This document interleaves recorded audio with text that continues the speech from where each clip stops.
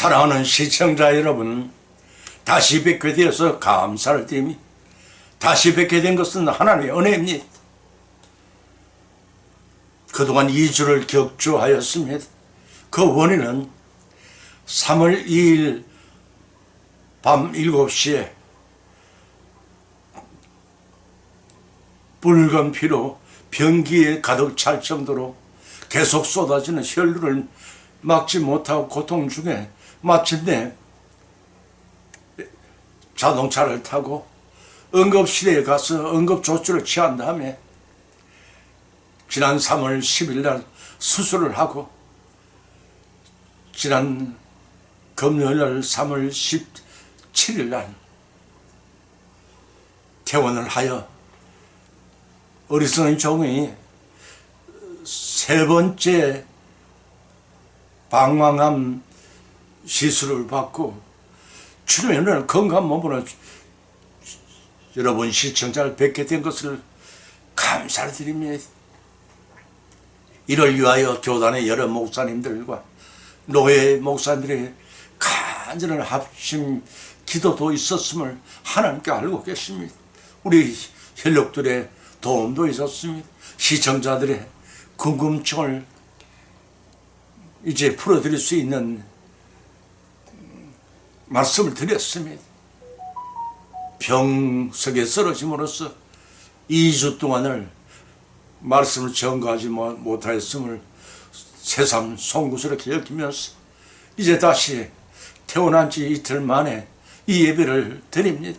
하나님께 감사 찬미 영광을 돌립니다. 아멘.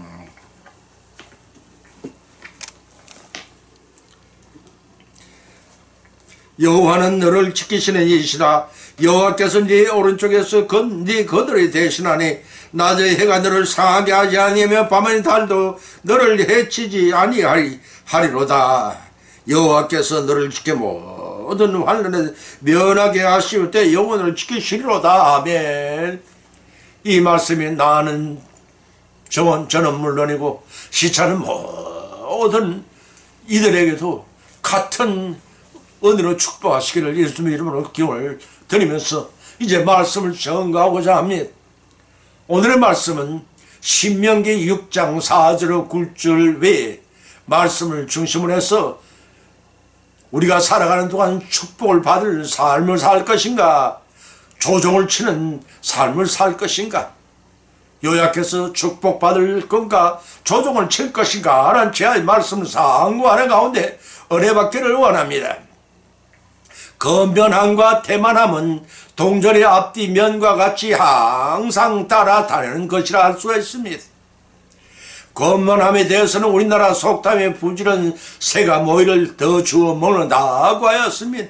이와는 반대로 태만함에 대하여는 한강이 서울의 한강이 팥죽이라 해도 숟가락이 없어 빌어먹는다라고 하였습니다. 그런 의미에서 건면과 태만함은 상극이라 아니할 수가 없습니다. 3월은 만문이 소생하는 달입니다. 한겨울 내 땅속에 부지런히 싹쓸 준비하였다가 지면을 뚫고 나와 파릇파릇 생기있게 자라는 계절입니다. 동시에 춘곤증이 나른하게 만들어 잠을 즐기는 나타함이 스며드는 철이기도 합니다. 적당한 낮잠은 하는 일의 생동의 에너지원이 되기도 하지만 지나친 수면은 일상생활이 나태하게 만들어 범사를 귀찮게 여기지게 만듭니다. 그러한 인생은 매사에 의욕을 잃고 스스로 조종을 친 사람이요 자신을 포기한 사람이 되고 맙니다.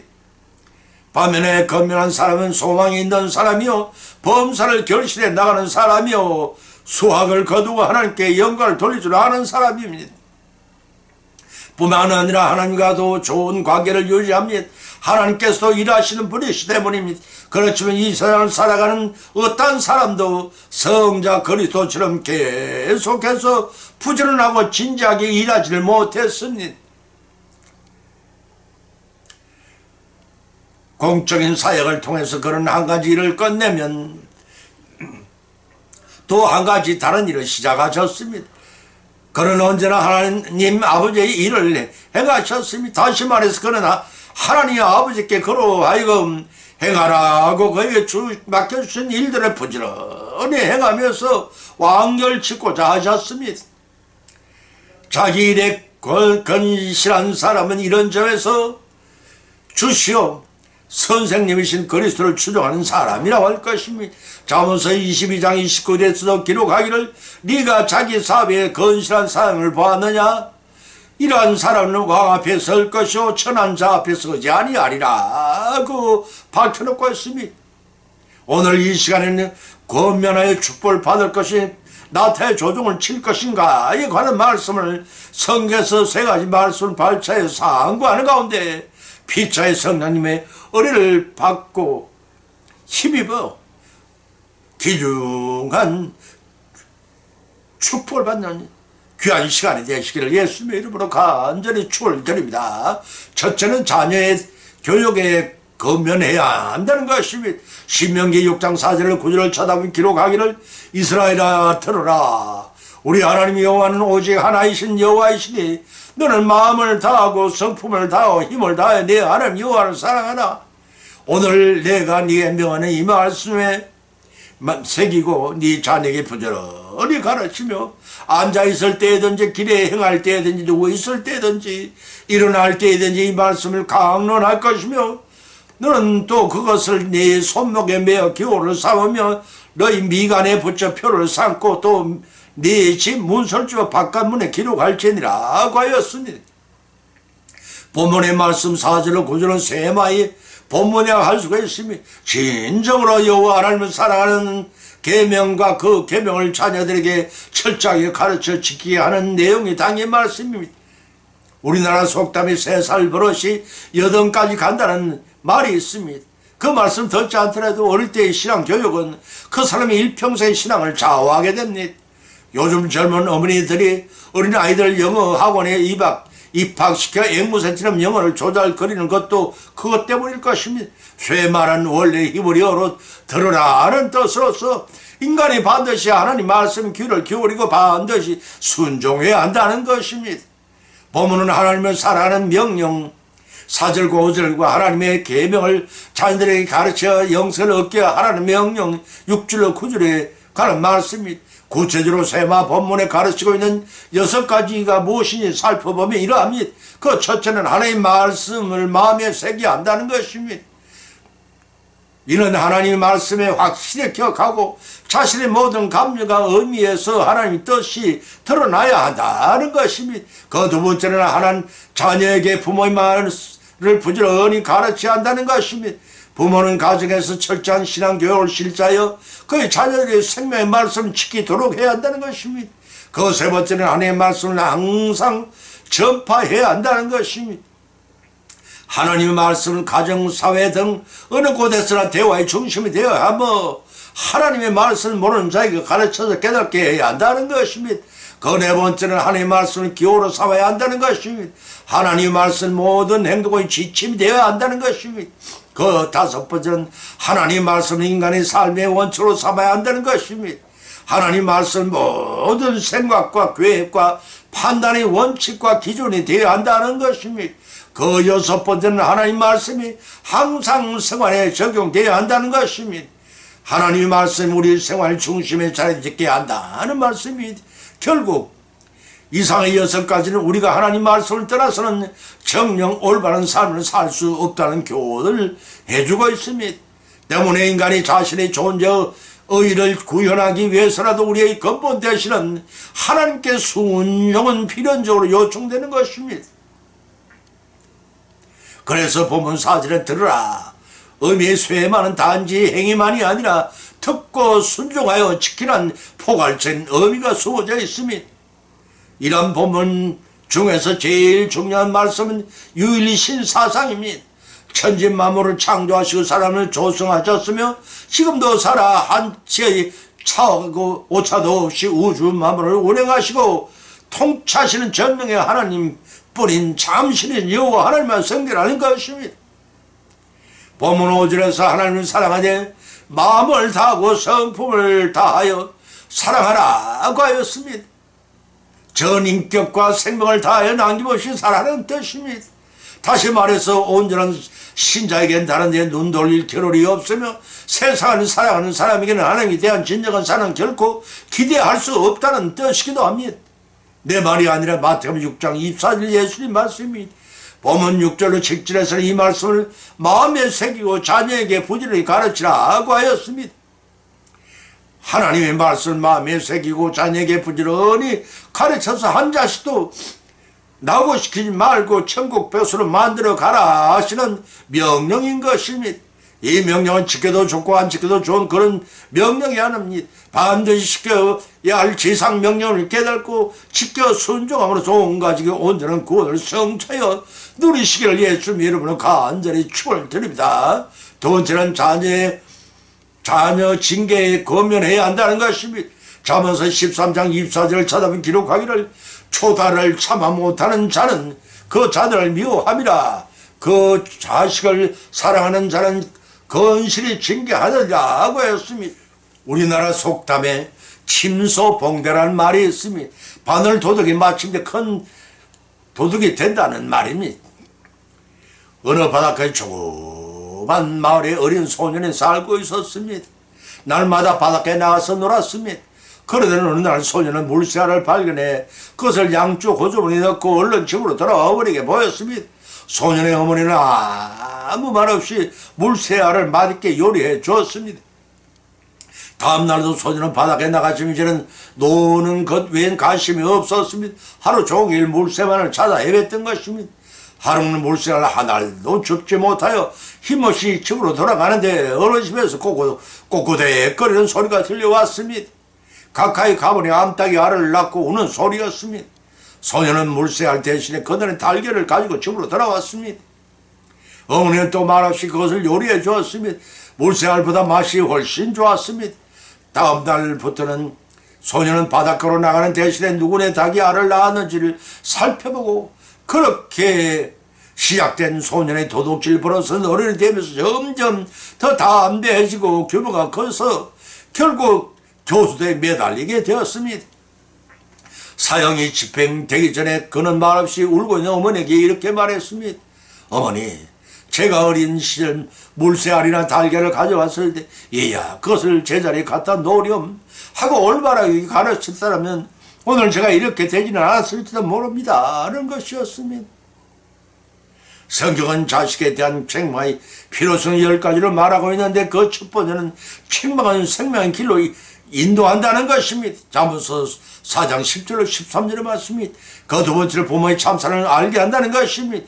잠언서 13장 24절의 말씀입니다. 그 세 번째는 설기를 얻게 한다는 것입니다. 잠언서 15장 5절의 말씀입니다. 그 네 번째는 앞날에 소망이 있게 한다는 것입니다. 잠언서 19장 18절의 말씀입니다.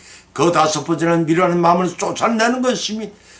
잠언서 20장 16절의 말씀입니다. 그 여섯 번째는 영혼을 공원으로 이끈다는 것입니다. 잠언서 23장 13절 14절의 말씀입니다. 그 일곱 번째는 지혜를 더한다는 것입니다. 잠언서 29장 15절의 말씀입니다. 그 여덟 번째는 부모를 평안하게 하는 사람이 된다는 것입니다. 잠언서 29장 17절의 말씀입니다. 그 아홉 번째는 부모를 기쁘게 하는 사람이 된다는 것입니다. 잠언서 29장 17절의 말씀입니다. 그 열 번째는 공경심을 심어준다 하는 것입니다. 히브리서 12장 8절 10절의 말씀입니다. 따라서 책망에는 잘못을 꾸정만 해서는 아니 되고 훈계와 체벌을 가하는 것입니다. 히브리서 기자는 히브리서 12장 6절 8절에 기록하기를 주께서 사랑하시는 자를 징계하시고 그의 받으시는 아들마다 채찍질 하심이라 하였으니 너희가 처음은 징계를 받기 위함이라. 너희가 참음은 징계를 받기 위함이라. 하나님의 아들과 같이 너희를 대우하시라니 어찌 아비가 징계하지 않는 아들이 있으리요. 징계는 다 받는 것이거늘 너희에게 없으면 사생자요 참 아들이 아니라고 밝혀놓고 있습니다. 징계의 채찍질을 하는 것은 3살 버릇을 8가지 가지 않도록 하기 위하며 예와 속의 바닷가 소년처럼 잘못된 길을 걷지 않도록 하기 위함인 것입니다. 사랑의 면은 반드시 필요합니다. 그러나 그 면은 올바르게 사용되어야 합니다. 본문 24절에 기록하기를 초다를 참아 못하는 자는 그 자식을 미워함이라. 자식을 사랑하는 자는 건실히 징계하느니라고 하였습니다. 자녀의 잘못을 징계를 가하지 않는 것만이 능사가 아니요 자녀를 사랑하는 것이 아니란 말씀입니다. 자녀가 잘못을 할 때마다 부지런히 징계하는 것이 진실로 자녀를 사랑하는 것이요 자녀를 복되게 하는 지혜로운 태도임을 아시고 자녀들에게 미술학원이나 음악학원이나 태권도 등등의 초기 교육보다 아이들의 심성을 바르게 가르치는 일을 실천을 하심으로써 자녀 농사를 바로 짓는 후회 없는 가정이 되시기를 예수님의 이름으로 간절히 축원을 드립니다. 세 번째는 일상생활에 건면해야 된다는 것입니다. 일상생활에 건면해야 한다는 것입니다. 잠언서 31장 13절과 15절을 찾아본 기록하기를 그런 양털과 삶을 구하여 부지런히 손으로 일하며 밤이 새우기 전에 일어나서 그 집 사람에게 시물을 주고 여종에게 일을 정하여 맡기며라고 하였습니다. 자녀 교육에 건면해야 되고 자녀 징계에 건면한 부모라면 자신의 일상생활에도 건면해야 합니다. 본문의 말씀은 현숙한 여인의 조건에 대해 기록하면서 본문을 접하는 남편들 또한 재림주님 오실 날이 임박한 이때에 신랑 되신 예수님은 어떠한 생활을 맞이할 것인가를 제기하고 있습니다. 우리나라 속담에 재미있는 말이 있습니다. 호reb이 치면 이가 서말이요 과부 치면 쌀이 서말이라고 했습니다. 호reb이는 소비적이고 과부는 알뜰하다는 뜻인 듯 싶습니다. 그러한 의미에서 한 지엄이와 제압이는 가정일에 다같이 부지런해야 합니다. 이웃을 향한 선한 일에 부지런해야 합니다. 동시에 하나님이 이루어줄 가정을 주 안에서 동시에 여호와를 경외한 일에 부지런해야 합니다. 하나님이 잘 이루어주신 가정을 주 안에서 평안하고 복되게 만들어 나가야 할 책무를 부부가 다같이 져야 하기 때문입니다. 특히 본문에서 현숙한 여인에 대한 기록한 것은 남성 우월주의를 논하고자 하는 것이 아닙니다. 현숙한 아내의 역할이 얼마나 귀중한 것인 걸 깨닫게 하는 내용인 것입니다. 그것은 두 가지로 논할 수가 있습니다. 그 첫째는 현숙한 여인이 그 남편을 섬겨 그 가정을 윤택하게 만들듯이 그리스도의 영적 신부가 된 성도는 영적 신앙이신 그리스도를 섬기되 그리스도께 추구하시는 하나님 나라의 확장을 도모하기 위하여 부지런함과 지혜로움과 하나님이 원하신 일을 일상생활을 통해 성취해야 합니다. 내 말이 아니고 고린도서 4장 11절의 말씀이 그 두 번째는 현숙한 아내가 남편과 사람들의 칭찬을 받듯이 그리스도의 영적인 신부인 성도는 그리스도를 존경하며 그리스도의 원하신 삶을 살아가야 합니다. 그를 통해서 그리스도의 사랑을 받을 뿐만 아니라 다른 사람들부터 칭송을 받습니다. 어둡고 부패한 이 세상의 성도는 이러한 삶을 지향함으로써 빛과 소금과 같은 유익을 기치 한다 하고 그런 가정을 지켜야 합니다. 마태복음 5장 13절 16절 말씀입니다. 특히 성도는 날마다 주시는 날들이 어제와 다르다는 사실을 깨달아야 합니다. 일상생활에 건명한 사람이 이를 깨닫고 주어진 그들의 최선을 다하는 부지런함과 지혜가 있어야 합니다. 사회적으로 훌륭한 저명 인사되는 그만큼 어머니나 부인의 훌륭한 내조가 숨어 있는 경우가 허다합니다. 내조의 훌륭한 아내에 대해서 일화를 소개하겠습니다. 독일의 대작곡가 슈만의 경우에는 후세에 잊혀지지 않는 음악가가 되기까지 숨은 아내의 내조의 역할이 겉으로 찾아볼 수가 있습니다. 그런 당시 자신의 피아노 교사였던 비커의 딸 클라라와 5년간 열애 끝에 결혼을 하였습니다. 그의 결혼 생활은 대단히 행복하였습니다. 클라라는 슈만이 시련에 빠지지 않도록 잘 격려하였고 그로 하여금 늘 악상에 용서섬치게 하였습니다. 실제로 슈만의 작품 중 가곡, 시인의 사랑 등 많은 교향곡과 실내악들이 그의 결혼 이후의 작품이었습니다. 뿐만 아니라 클라라는 여러 가지 의미에 있어서 슈만의 좋은 반려자였습니다. 슈만의 모든 힘을 작곡에 힘쓸 수 있도록 훌륭한 내조를 했을 뿐만 아니라 자신이 직접 그의 작품을 연주해 세상에 알리기도 했습니다. 슈만이 죽은 후에 베를린, 프랑크푸르트 등지에 살면서 남편이 남기고 간 유적들을 연주를 통해 소개를 했으니 현수가 나는 그 값이 진주보다 귀하다고 했으니 남편은 네 협조하고 분말케 하는 아내 어찌 아름답다고 하지 않을 수 있겠습니까? 하물며 신랑 대신 주님의 아내 되는 사역을 담당하는 성도들이겠습니까?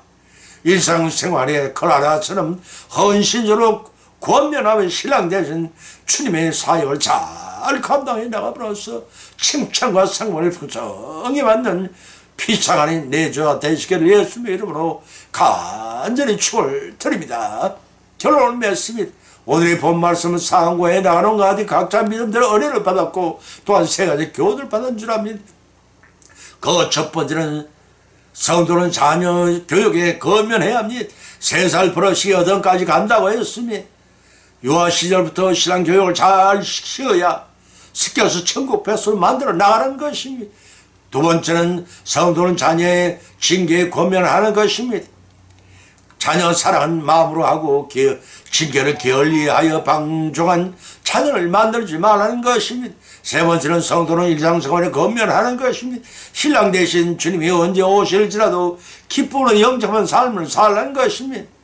우리들이 남은 생에 건면하여 축복의 삶을 살 것인지 나태하여 자신과 자기 인생의 조종을 칠 것인가는 우리의 몫입니다. 오늘의 본 말씀을 받은 것으로 거치지 말고 우리 실생활 가운데 실천하고 적용하십시다. 성령의 역사주에 힘입어 믿음이 자라고 예비하신 복을 받고 영생은 복락 누리시는 믿음의 성령 여성이 되시기를 예수님의 이름으로 간절히 축원을 드립니다. 찬송가 586자를 올리겠습니다.